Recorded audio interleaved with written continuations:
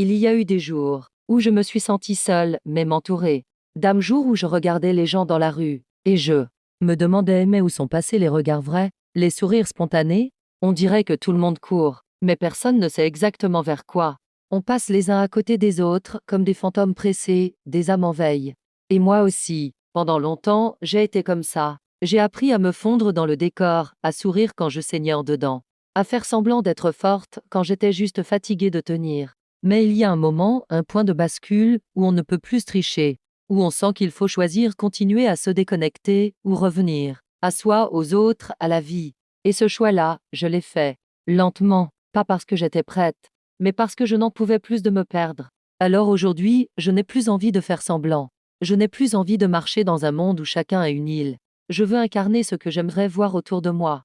Être cette personne qui regarde dans les yeux, qui prend le temps de demander comment tu vas, pour vrai, qui ose dire je ne suis pas parfaite, mais je suis là. Parce que le monde de demain, il ne viendra pas d'une révolution extérieure. Il va naître dans nos gestes quotidiens, dans notre capacité à rester humain, même quand c'est plus simple d'être ailleurs. Et oui, c'est un défi.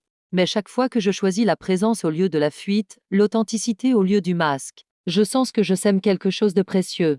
Je ne veux plus attendre que quelqu'un d'autre incarne le changement.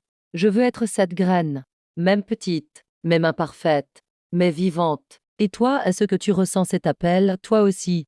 Celui de ne plus t'endormir sur le monde, de te lever, même doucement, et de tendre la main même tremblante vers plus de vrai. Parce que oui, on a été blessé, mais on n'est pas condamné à rester fermé.